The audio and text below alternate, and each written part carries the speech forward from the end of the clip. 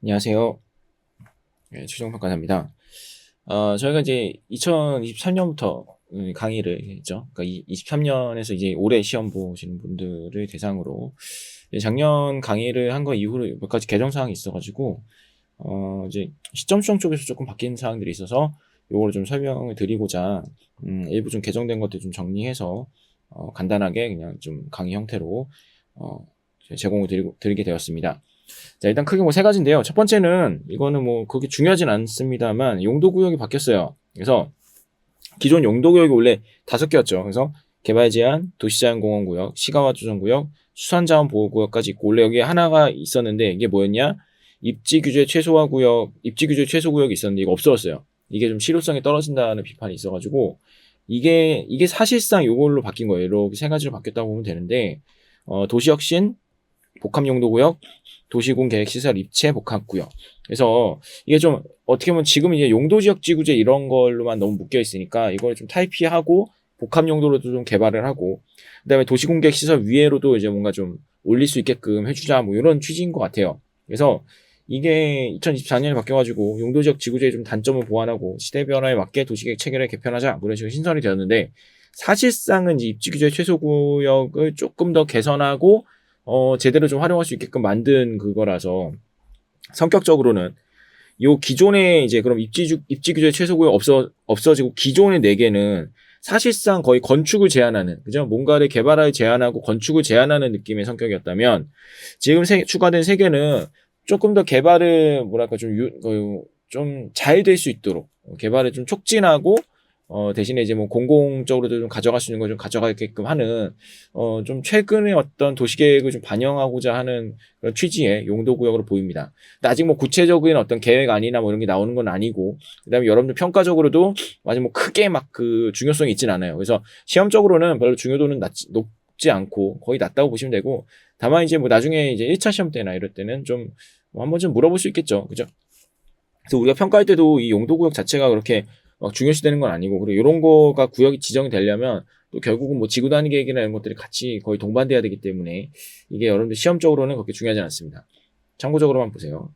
그 다음에 물건별 시점 수정이 좀 바뀌었습니다. 그래서 이게 기존에 이제 통계치들이 좀 나온 게 신설로 좀 나온 게 있었는데 그런 것들을 좀 활용 안 하다가 이제 그런 것들 좀 추가되고 하면서 이제 좀 바뀌었는데 좀 크게 바뀐 거는 뭐냐면 일단 오피스텔에 대해서 옛날에는 이제 주거용 오피스텔은 그냥 이제 아파트 매매 가격 지수 쓰고 그다음에 업무용 오피스텔은 이제 업무용으로 보고 이제 썼는데 일단 오피스텔의 매매 가격 지수가 한국부동산원에서 일단 공표를 하고 있어요. 그래서 그거에 가지고 시점 수정을 하자. 그게 하나가 좀 바뀌었고 그다음에 주거용 크게 바뀐 거 없는데 비주거용 같은 경우에는 조금 세부적으로 그러니까 원래 우리가 시도를 많이 썼잖아요. 시도 기준으로 썼었는데 이거를 이제 안 하고 하위 상권 기준, 하위 상권 기준으로 쓰는 게 좀 바뀌었습니다. 그래서 이 내용 좀 보도록 하죠. 그다음에 임대료 관련돼 가지고 시점 수정에 대한 명료한 기준은 없었는데 그러니까 매뉴얼상에 뭐 동종 물건의 임대 가격 지수 써라 이거 정도만 있었는데 이제는 이 한국 부동산원 통계 중에 뭘 써라라는 게 좀 다 들어왔어요. 그래서 요거 임대료 부분 좀 신설된 거. 그다음에 건물도 마찬가지. 이게 건물에 대한 시점 수정은 명료한 규정이 없었는데 협회에서 요거 건물 유형별 건설공사비 지수 써라. 요거 추가됐고 도입기계에 대한 기계가격 보정 지수는 똑같은데 그동안은 기계가격 보정 지수가 공표가 안 됐었어요. 한동안 2018년인가까지만 공표되고 그 이후로 계속 안 했던 걸로 기억을 하는데 이제 다시 공표를 하기 시작했습니다. 그래서 여러분들 시험 문제랑은 변경된 건 없어요. 그냥 우리가 이제 실제 저희 평가할 때는 항상 이제 2018년까지밖에 없으니까 뭐 이게 의미가 없었는데 거의 쓰지 않고 그냥 생산자 물가지수 쓴다거나 막 이랬는데 이제는 도입기계 이제 국가별로 기계가격 보정 지수가 이제 공표가 매년 된다고 하니 그냥 원래대로 쓰면 되고 여러분들 수험적으로 바뀐 건 없습니다. 그러면은 수험적으로는 이제 오피스텔 추가된 거, 그다음에 비주거에서 시도 하위 상권 적용하는 거, 그다음에 임대료 쪽에 추가가 된 부분, 건물도 신설된 부분 이런 내용들이에요. 뭐 다 아시겠지만 보조 지수는 사실 뭐 쓰는 일은 제가 아직까지 본 적은 없습니다. 굳이 뭐 권장 지수가 있는데 권장 지수가 뭐 공표가 안 될 리가 없거든요. 부동산원이 뭐 망하는 것도 아니고 없어지는 게 아니기 때문에 보조 지수를 아직까지 써본 일은 없어요. 그래서 보조지수는 그냥 참고적으로만 보시면 될 것 같고 자, 좀 더 구체적으로 보면 이 가액의 시점 수정에서는 이제 아무래도 복합부동산이나 집합건물 가액 때 시점 수정 적용하겠죠. 그래서 주거용은 기존과 똑같이 유형별 매매가격 지수를 그대로 적용하고 자 오피스텔이 좀 바뀐 건데 오피스텔은 이제 매매가격 지수가 공표가 되고 있습니다. 오피스텔 가격 동향에 대한.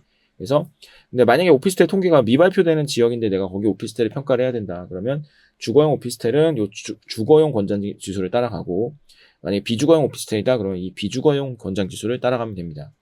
비주거용은 똑같아요. 사실 원래 상권별 자본 수익률인데 하위 상권을 기준하는 게 좀 틀립니다. 이것도 설명드릴게요. 자, 주거용 매매가격 지수는 일단은 뭐 지금 아파트는 시공구 단위로 다 공표를 해주고요. 그다음에 연립 다세대가 있고 단독주택 그게 있는데 얘네들은 아무래도 시공구 그러니까 아파트만큼 뭐 이렇게 표본이 많지 않다 보니까 서울, 경기, 부산만 권역을 좀 나눕니다. 그러니까 서울은 뭐 이게 남동, 남서, 북서, 북동 이런 식으로 4개 권역으로 동남, 동북 뭐 이렇게 하여튼 4개 서울이 4개 권역. 나머지 뭐 2개인가 하여튼 좀 작아요. 여기 좀 작고. 그래서 권역을 어쨌든 주거용 유형별 매매가격 지수는 그냥 기존이랑 똑같습니다. 최하위 권역 자료를 갖다 쓰면 됩니다. 그죠? 그다음에 서울, 경기, 부산이 아니면 연립다세대 단독주택은 그냥 시도 단위로만 공표되고 있으니까 어쩔 수 없이 이걸 쓰는 거고요.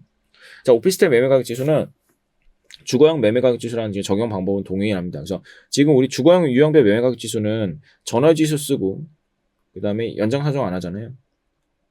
똑같이 삽니다. 똑같이. 얘도 오피스텔도 똑같이 전월지수, 월할 계산, 연장사정하지 않고 통계 발표 지역이 지금 전국 9개 시도 이렇게만 공표가 돼요. 그리고 서울은 그중에 서울만 권역별로 공표가 됩니다. 그래서 오피스텔 매매가격 지수는 이제 얘도 마찬가지 최하위 권역을 쓴다는 거죠. 상권별 자본 수익률은 이제 좀 다른데 얘는 이제 대상 물건 유형에 따른 유형별 자본 수익률 우리 원래 배웠죠. 뭐 중대형 상가, 소규모 상가, 집합 상가 그건 다 똑같아요. 다 똑같고 하나만 바뀐 거 하위 상권 자본 수익률. 자, 원래는 시도가 있고 그다음에 광역 상권이 있고 광역 상권 그다음에 하위 상권 이렇게 공표가 됩니다. 지금 통계가.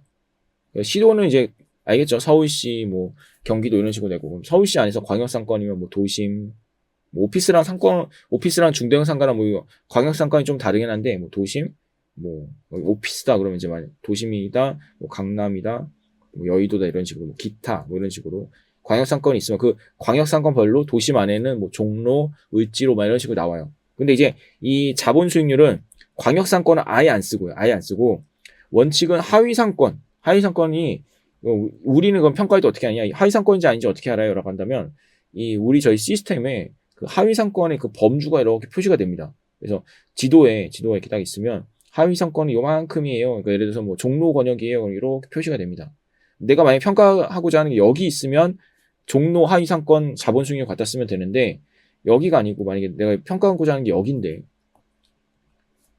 이 종로 하위 상권이 아니라 하위 상권이 없는 데도 많아요. 그러니까 상권이란 게 워낙 좀 좁으니까 하위 상권으로 딱 이렇게 지정되어 있는 곳은 몇 곳 없어요. 전체적으로 보면 대부분은 하위 상권으로 이렇게 지정된 게 아니에요. 그래서 대부분은 하위 상권에 속하지 않을 가능성이 높아요. 그러면 내가 평가하고자 하는 데가 여기인데 여기에 대한 하위 상권으로 공표된 게 없어요. 그리고 하위 상권으로 구분이 안 돼 있어. 그러면 이거는 뭘 쓴다? 시도를 씁니다. 시도. 그래서 하위 상권에 대한 확인이 불가하거나 하위 상권의 자본 수익률이 발표되지 않는 지역은 시도별 자본 수익률을 써요. 그러니까 결론적으로 광역 상권은 안 쓴다는 거죠. 아예. 얘는 이제 어떻게 보면 어떤 카테고리상 이제 시도에서 조금 더 세분하고 그다음에 이제 더 세분해서 하위 상권인데 광역 상권은 결론적으로 아예 안 쓰고 하위 상권 자본 수익률을 그러니까 자본 수익률을 쓰되 이게 없으면 해당 하위 상권이 없으면 시도 거 써라. 원래는 우리가 시도 원칙이었잖아요. 시도를 쓰세요라고 제가 말씀드렸었죠. 근데 이제 협회가 이제 기준을 좀 바꿔가지고 이렇게 바뀌었습니다. 그래서 정리하면 주거용은 유형별 매매가격 지수고 월별로 공표가 되죠. 계산은 월할 계산, 그 다음에 연장사정 안 하고 공표되는 통계 중 최하위 권역을 쓰면 된다. 오피스텔 마찬가지. 오피스텔 똑같죠? 월별이고 월할 계산이고 둘 다 주거용이랑 오피스텔 매매가격 지수는 둘 다 전월 지수를 쓰는 게 맞습니다. 그리고 연장사정하지 않아요.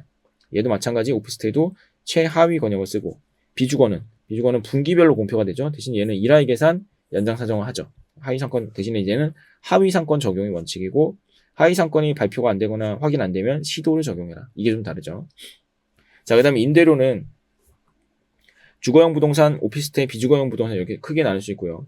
주거용 부동산은 지역별 전월세 통합지수가 있습니다. 그래서 아파트 뭐 전월세 통합지수, 아니면 뭐 단독주택 전월세 통합지수, 아니면 뭐 연립다세대 전월세 통합지수 이런 게 있는 거예요. 그러면은 그걸 갖다 쓰면 되고, 근데 그게 만약 임대료 추이에 부합하지 않으면 지역별 전세 가격 지수나 월세 가격 지수도 있으니까 뭐 내가 전세 이거 두 개 중에 뭐가 더 적합한지 봐가지고 나눠서 적용할 수도 있어요. 시점 수정 방법은 전월 지수를 적용하고 연장 사정하지 않습니다. 얘네들은 다 기본적으로 이제 그러니까 지수니까 전월 지수 적용하고 연장 사정하지 않는다. 오피스텔 마찬가지. 근데 오피스텔은 전세 가격 지수 또는 월세 가격 지수예요. 전월세 통합 지수가 공표되지 않아요. 그래서 그리고 통계 자료가 제공되지 않는 지역은 아까 말했지만 오피스텔 관련은 지금 9개 시도랑 서울은 권역별로만 이렇게 하고 있거든요. 그러니까 실질에 따라 공동주택 임대료 권장지수나 상업용 부동산 임대료 권장지수 두 개 중에 적절한 걸 활용해라 이런 취지예요. 전월지수를 적용하고 있고 얘도 마찬가지 연장 사정하지 않습니다. 자, 비주거형 부동산은 하위상권이 그러니까 지역별 임대가격 지수를 쓰면 되고요. 하위상권 확인 불가하거나 하위상권 임대가격 지수가 발표가 안 되면 마찬가지 시도 임대가격 지수 쓴다. 자, 그래서 이거를 사실은 그 주거용 유형별 매매가격 지수랑 그러니까 요거랑 달리 주거용 전월세 통합 지수, 오피스텔 전세 또는 월세 가격 지수는 전월 지수를 적용해야 한다는 지침은 사실 없어요. 그러니까 명료하게 안 나와 있는데 이게 통계가 이게 전월 지수를 쓰는 이유가 이 통계 기준 시점 때문에 그렇거든요. 근데 이게 매매 가격 지수랑 그다음에 전월세 통합 지수, 월세 가격 지수 어차피 얘네가 기준 시점이 다 똑같아요. 2월 1일인가 뭐 그래요. 그래서 그냥 얘네들은 그 통계의 기준 시점을 고려할 때 주거용 유형별 매매 가격 지수와 동일하게 전월 지수를 적용하는 것이 타당한 걸로 보여요. 그래서 얘네들은 정리하면 주거용 오피스텔, 그러니까 주거용은 전월세 통합 지수가 원칙, 월별 공표되니까 월화에 계산하고 전월 지수를 쓰고 연장 사정하지 않습니다.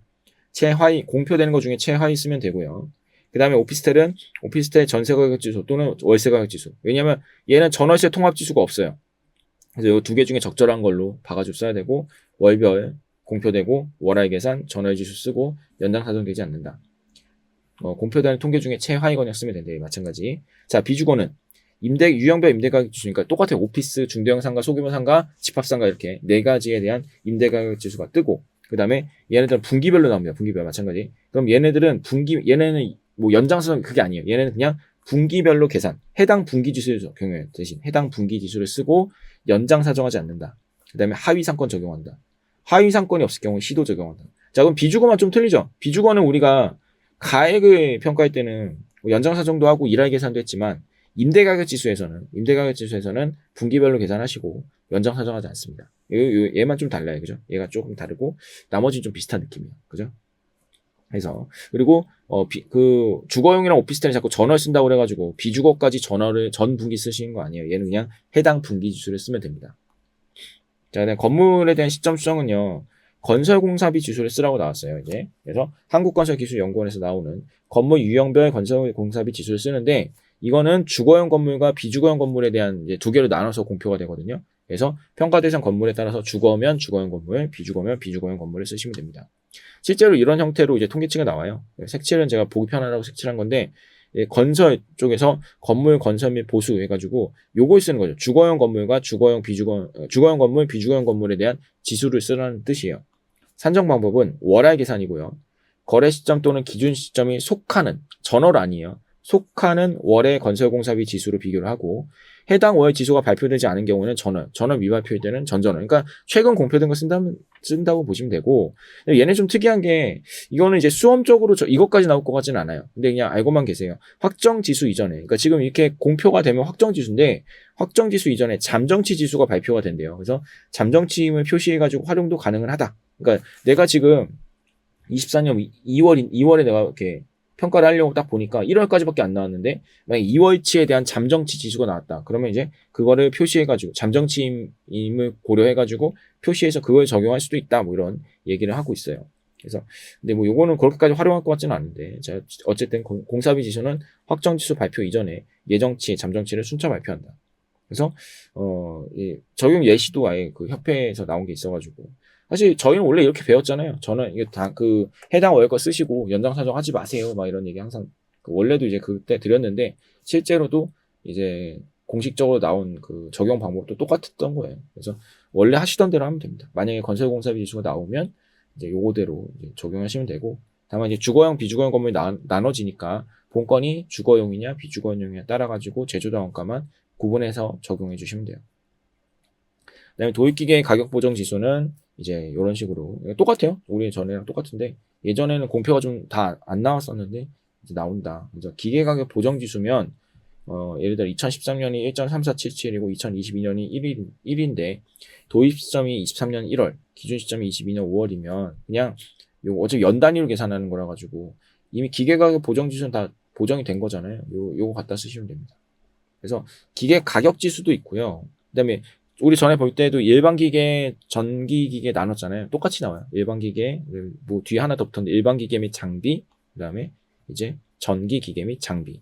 얘네들은 그냥 지수. 그러니까 얘네들은 지금 기계 가격 지수냐 아니면 기계 가격 보정 지수냐면 좀 주의하시면 되고, 기계 가격 보정 지수면 내가 예를 들어서 지금 2023년 기준 시점이 23년인데 뭐 2014년 걸 쓰고 싶다. 네덜란드 거다. 그러면 요 숫자에 그냥 그대로 갖다 쓰시면 되겠죠. 1.2004. 근데 그게 아니고 만약에 주어진 게 기계 가격 지수다.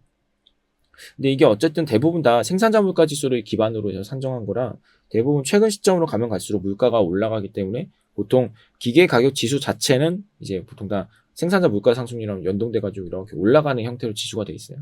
반대로 기계 가격 보정 지수는 어쨌든 과거가 더 싸니까 내가 2009년 거를 지금으로 보정하기 위해서는 어쨌든 1이 넘는 숫자를 곱하도록 보통 돼 있는 거죠. 그죠? 그래서 그런 관점에서 기계가격 보정 지수, 기계가격 지수 뭐 구분하셔도 됩니다.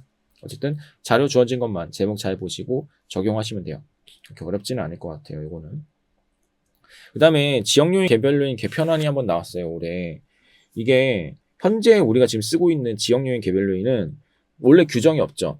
규정이 없으니까 토지보상평가 지침에 보면 별표가 있어요. 이 비교, 거기에 보면 이제 지금 우리가 그동안 써왔던 그 지역요인 개별요인에 대한 조건과 세 항목이 토보침에 나와요. 토보침. 그래서 여기에 별표가 나오니까 그거를 인용해서 우리가 적용해 왔어요. 지금까지 지역요인이랑 개별요인은. 근데 이제 사람들이 이 토보침은 너무 이제 지정된 지도 오래됐고 현실과 맞지 않지 않냐. 그래가지고 협회가 이거에 대한 개편 연구 용역을 진행을 해가지고 협회사한테 이제 배포를 한 적이 있습니다. 최근에.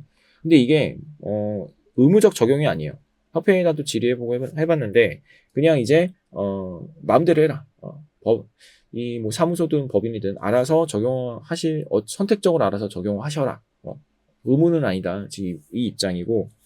특히 보상을 할 때는 지금 이 개편, 그러니까 얘는 그냥 연구 아니에요. 연구 이렇게 개선안이 있다라는 내용이기 때문에 보상은 이걸 쓰시면 안 되고 무조건 토보침대로, 그러니까 우리가 원래 배웠던 대로 써야 되거든요. 그러니까 이게 오히려 좀 애매해요. 지금 뭐 연구 용역안이 나와서 이거를 뭐 되게 중요한 것처럼 얘기는 안 하고 어쨌든 뭐 이렇게 회원사를 원래 하듯이 그냥 공표는 해줬는데 앞에 질의도 해보고 해봤는 결과 일단 뭐 쓸 수는 있는데 뭐 적용 여부는 법인 내부에서 알아서 판단하시고 그냥 뭐 안 써도 된다라는 게 지금 입장이더라고요. 저는 물어봤는데. 그래서 일단 이번 시험에서는 제가 봤을 때는 이번 올해 시험에서는 이거는 참고만 하시고 적용할 필요는 없을 거라 봐요. 그냥 원래 하던 대로 하세요. 오히려 평가사들이 지금 이거가 다 있는지조차를 잘 모를 수도 있어요. 왜냐면 그렇게 뭐 이렇게 하세요라고 막 강력하게 공문이 내린 것도 아니고 이런 개편안이 있다. 연구 용역을 했습니다 정도만 그냥 알려만 준 거라 가지고 아마 모르시는 분들도 꽤 많거든요. 평가사 중에서는. 그래서 이거는 그냥 이런 개편안이 있는데 사실 뭐 시험적으로는 전혀 의미가 없을 수 있어요. 여러분들 적용 어차피 안 할 거거든요. 이거는. 근데 내용적으로 보면 뭐가 바뀌었냐면 우리 옛날에 농경지대는 접자 획행기였잖아요. 접자 획행기. 이게 지역 요인이니까 농경지대는 원래 접자 획행기고 임야지대는 접자 행기였잖아요. 획지가 없었는데 다 바뀌었습니다. 그냥 다 가접한 획행기로 다 바뀌었어요. 그리고 지역 요인도 가접한 행기로 다 이제 일률적으로 바뀌었어요. 그리고 원래 택지 후보지대는 택지 조성 조건이 여기 들어가는 있었거든요. 원래가 있었어가지고 얘는 바뀐 거 없어요. 그러니까 결국은 뭐가 바뀐 거냐? 제일 크게 바뀐 거는 농경지대랑 임야지대에 대해서 이제 이 조건들이 바뀐 거죠. 사실 옛날에는 농경지대를 뭐 가로 조건은 안 넣었잖아요. 근데 지금 보면 농경지도 가로에 접해 있느냐 안 접해 있느냐 굉장히 중요한 사항이거든요. 근데 임야지대도 마찬가지죠. 임야지대도 도로가 붙어 있는 임야냐 아니냐가 되게 중요한데 그냥 접자행기로만 가로랑 접근을 분리를 안 했잖아요. 그래서 그런 것들이 되게 불합리해서인지 좀 개편을 했습니다. 그래서 새 항목 내용들을 보시면은 좀 그런 구체적인 내용이 있는데 어차피 지금 여러분들 시험에 적용할 게 아니잖아요. 여러분들 지금 올해는 그냥 제 생각에 접자 행기 또는 접자 획행기 이걸로 푸시면 돼요. 제가 봤을 때는 그냥 이게 의무가 아니에요. 의무가 아니고 우리한테 뭐 지침이나 규정이 내려온 것도 아니에요. 진짜 우리한테도 그냥 이런 개편 연구 용역안이 이제 있었다. 그래서 그 결과 내용을 공유 드립니다라고 이렇게 한번 온 거라 이거 저희 대형 법인들도 이거를 맞춰가지고 시스템을 바꾼다거나 하지도 않아요. 그래서 저희도 막 시스템 좀 바꿀 게 있고 하면서 이제 협회랑 질의해보고 했는데 일단 이거 뭐 근데 대신 그런 입장이긴 해요. 오랫동안 시간이 지나가지고 좀 시간이 계속 지나다 보면 조금씩 뭐 바꿔서 쓰는 법인도 있다 보면 언젠간 좀 다 바뀌지 않겠냐 막 이런 입장인데 근데 이거를 과연 그렇게 강조를 하지 않으면 아무도 안 바꿀 거라고 저는 보이긴 하거든요.